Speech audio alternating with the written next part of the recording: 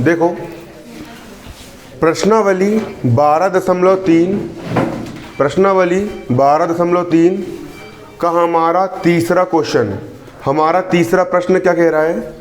संलग्न आकृति में छायांकित भाग का क्षेत्रफल ज्ञात करो। यहाँ पर एक संलग्न आकृति है, इस आकृति में छायांकित भाग का क्षेत्रफल ज्ञात करो।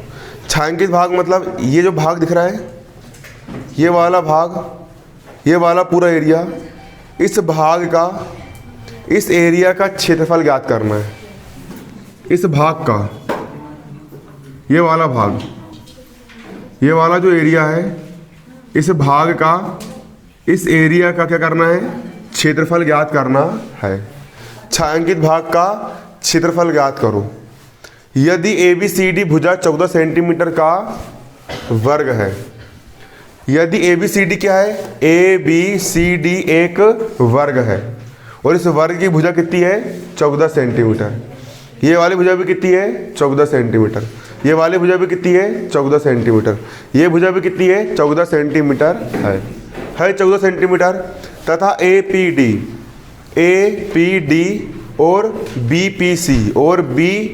BPC अगर ये दो अर्धवृत्त है, ये भी एक अर्धवृत्त है और ये भी एक क्या है? अर्धवृत्त है। क्लियर? तो छायांकित भाग का क्षेत्रफल निकालो।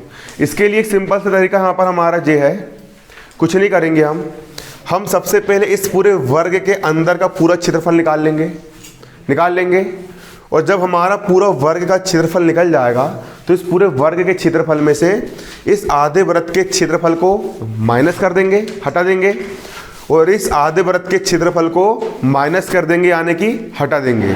तो सिर्फ हमारा क्या बचेगा? सिर्फ हमारा छायांकित भाग का क्षेत्रफल बचेगा। ये वाला क्षेत्रफल बचेगा और ये वाला क्षेत्रफल हमारा यहाँ पर बचेगा। समझ में आ रहा है क्या बोल रहा हूँ मैं? हम पूरे वर्ग के क्षेत्रफल में से इस अर्धवृत्त को और इस अर्धवृत्त के क्षेत्रफल को क्या कर देंगे? हम यहाँ पे घटा देंगे। तो सिर्फ क्या बचेगा? हमारा छायांकित भाग का क्षेत्रफल बचेगा। यहाँ पर हम डालेंगे हल, और हल डाल के हम सबसे पहले क्या लिखेंगे? दिया है वर्ग की भुजा कितनी दी है? 14 सेंटीमीटर दी गई है। यहाँ पर हम क्या लिखेंगे? दिया है क्या दिया सवाल में? वर्ग की भुजा, वर्ग की भुजा A बराबर कितनी दी गई है? 14 सेंटीमीटर दी गई है। क्लियर? वर्ग की भुजा A का मान कितना दिया गया है? 14 सेंटीमीटर दिया गया है। हो गई वर्ग की भुजा। A का मान कितना है? 14 सेंटीमीटर है। अब हम निकाल लेंगे वर्ग का क्षेत्रफल। तब वर्ग ABCD का क्षेत्रफल, और वर्ग का क्षेत्रफल क्या होता है? भुजा की घात 2। वर्ग का क्षेत्रफल होता है भुजा की घात 2। भुजा कितनी है यहाँ पर? 14, मतलब 14 की घात 2, 14 सेंटीमीटर। 14 सेंटीमीटर की घात कितनी? 2। और 14 का वर्ग कितना होता है? 196, और सेंटीमीटर की घात कितनी जाएगी यहाँ पर? 2 हो जाएगी। 14 का वर्ग कितना होता है? 196, सेंटीमीटर की घात कितनी जाएगी यहाँ पर? 2 हो जाएगी। अब APD भी एक अर्धवृत्त है और BPC भी एक क्या है? यहाँ पर अर्धवृत्त है अर्धवृत्त। अब यहाँ पर हम दोनों अर्धवृत्त का क्या निकाल लेंगे? यहाँ पर क्षेत्रफल निकाल लेंगे, है ना? तो देखो, दो अर्धवृत्त मिल करके एक पूर्ण वृत्त बना लेंगे क्या?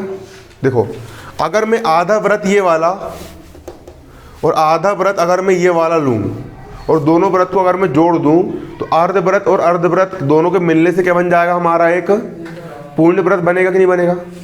बन जाएगा ना। अर्धवृत्त और अर्धवृत्त, दो अर्धवृत्तों के मिलने से एक क्या बन जाएगा? एक पूर्ण वृत्त बन जाएगा। तो यहाँ पर हम लिखेंगे दो अर्धवृत्तों के मिलने से, किसके मिलने से? दो अर्धवृत्तों के मिलने से एक क्या बन जाता है? एक पूर्ण वृत्त बनता है। समझना, आधा वृत्त ये वाला और आधा वृत्त ये वाला। दो अर्धवृत्तों के मिलने से क्या बन जाता है? एक पूर्ण वृत्त बन जाता है। बन रहा है? अर्धवृत्त और अर्धवृत्त, दो अर्धवृत्तों के मिलने से क्या बन जा रहा है? एक पूर्ण वृत्त बनता है। दो अर्धवृत्तों के मिलने से क्या बन रहा है? एक पूर्ण वृत्त बनता है जिसकी त्रिज्या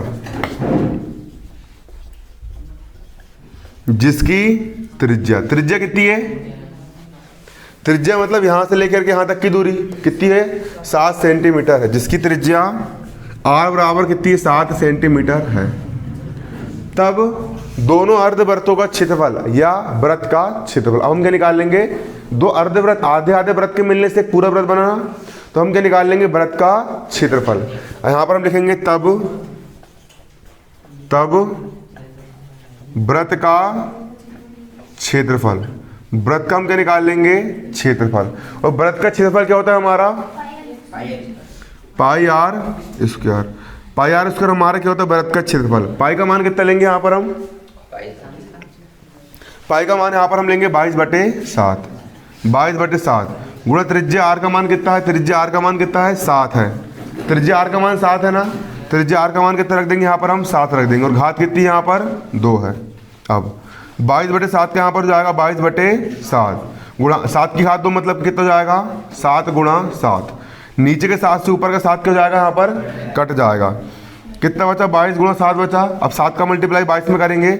7 दूनी 14 का 4 हासिल का 1। 7 दूनी 14 कितना हो गया यहाँ पर? 15। इकाई यहाँ पर सेंटीमीटर, ये भी इकाई में आएगा सेंटीमीटर स्क्वायर में आएगा। आ गया तो समझ में? देखो अब मेरे पास इस अर्धवृत्त और इस अर्धवृत्त दोनों को मिला दिया हमने, एक पूर्ण वृत्त बन गया। अगर मैं इस पूरे वर्ग के क्षेत्रफल में